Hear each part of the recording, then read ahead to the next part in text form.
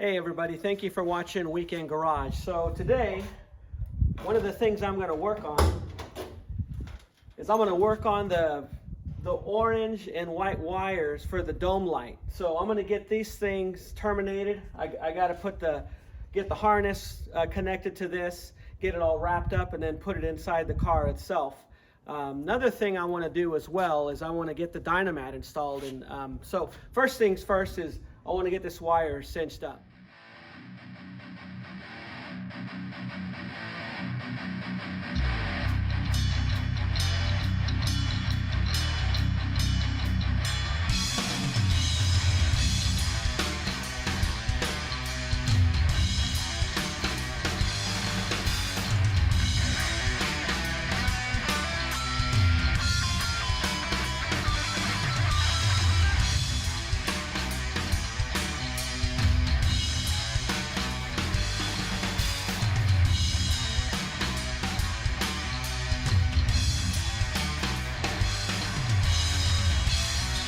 Okay, so I ended up saving the original dome light wire harness, so I can have something basically to reference to.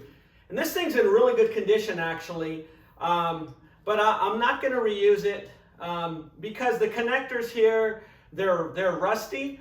I know I can clean these up really good with the wire brush and stuff, but it's in really good condition. There's no nicks or no dents in it or anything like that. But just for my OCD, I need to put a new one on. So the American Auto Wire wiring harness kit actually came with one.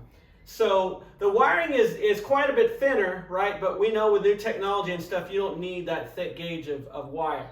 So, and another thing that I noticed too is these wires are not mended together like the others. So I'm gonna have to basically get these twisted to make them one harness basically. Okay, so this is an old trick basically to get the wire all put together and make it basically one harness. Just get a cordless drill and go ahead and walk back, step back, Jonathan. All right, just hold it.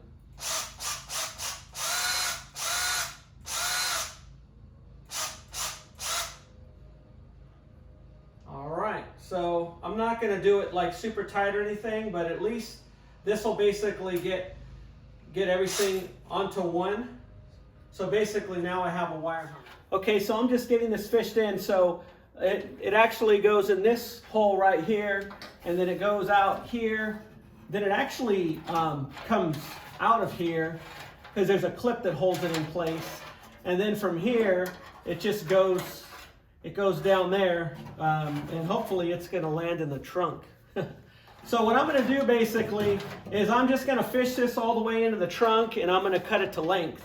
And then we'll take it from there.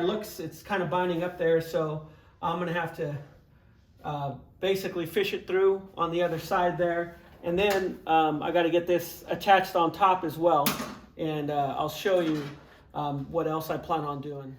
Okay, so what I did with the dome light harness is I actually pulled slack back into the trunk here because I'm going to wrap part of it, and this way I can pull it back in the car and half of it will be wrapped, and you'll kind of see why I'm doing that. Those little clips, they're made for the wire to actually go in there, so I can't have it wrapped, but I'll show you what I'm going to do once I get it all put together. But I just wanted to show you guys that I already got, this is the harness coming out from the gauge cluster for the dome light. So I have this all wrapped coming out of that conduit there, and then this is the dome light harness here. So I'm just getting this finished wrapped up, and then I'll show you when it's done. Okay, there's the finished product. If you can see coming out of the duct there, I have it wrapped up and it tucks around there, and I'll probably cinch it up a little better later because I'm gonna be putting a stereo in here, so I'm gonna need to be running some wires for the 6x9s in the back, and there's a slight possibility I may be putting a subwoofer in here too, so we'll see. But I wanted to show you from the trunk angle. Let's go inside now. All right, so you can see I've got the wire harness installed for the dome light, and you can see I got the factory clips on there. Okay, and here's another angle. And one thing that I did that I want to show you is what I ended up using for like these transitions is I ended up using that wire loom that I got, that I use under the hood and for different areas. I put it there and I went ahead and wire strapped it there rather than using the factory clip, because the factory clip wouldn't have worked with this. So I got that all cinched up, and I also added that wire loom here where it transitions out of the inner body area there and comes out inside. So I have that all ready to go. So the next thing I want to do is I want to get that Dynamat installed. Okay, so as I mentioned, I picked up some Dynamat. Let's get this open because I want to show it to you all. Dynamat makes several different types of products, and this one is a little different than like their standard stuff that you're used to, that basically it looks to deaden the sound and quench vibrations. This will do the same thing to an extent, but its main purpose really is it's from their thermoacoustic series.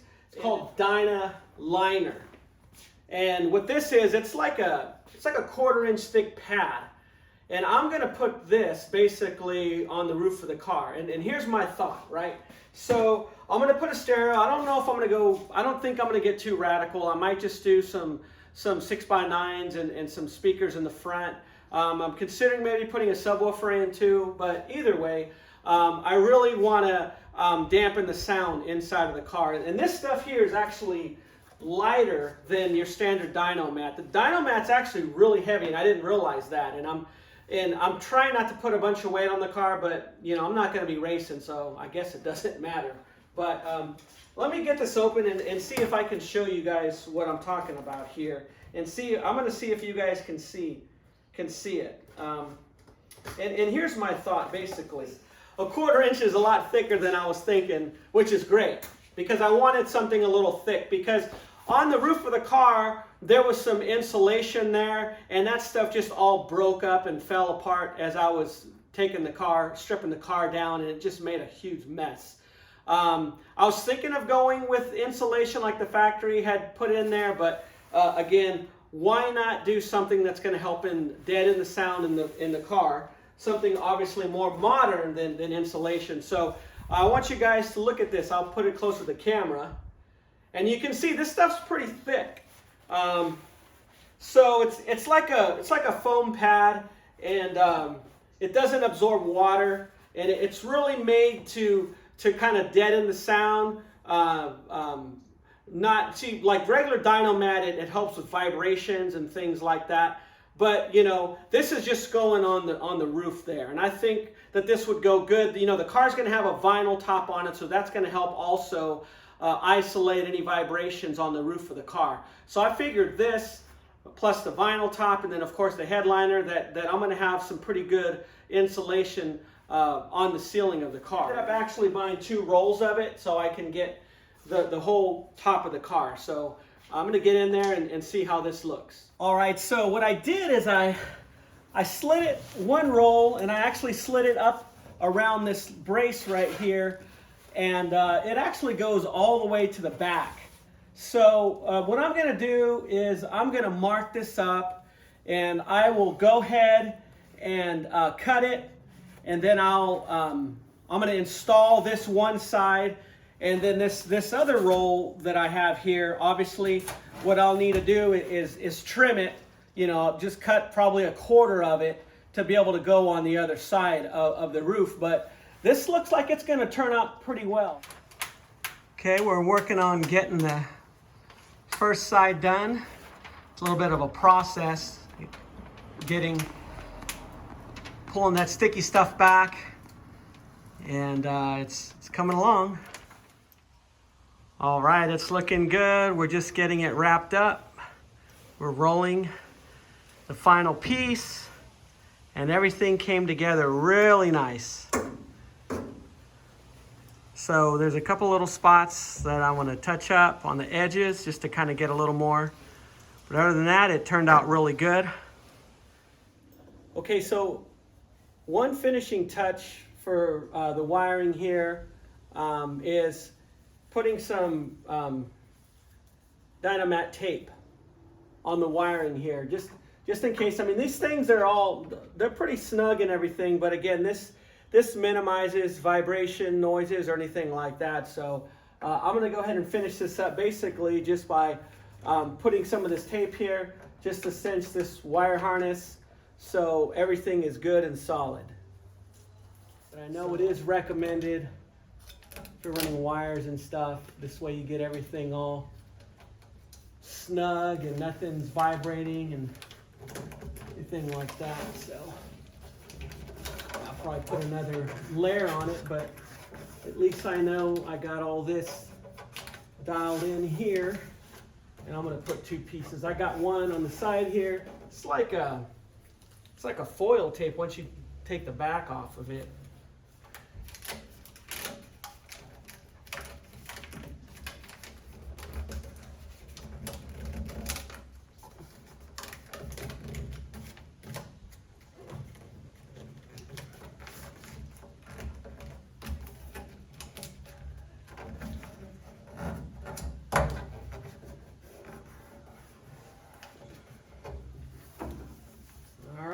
So I got everything's on there. That's pretty solid stuff.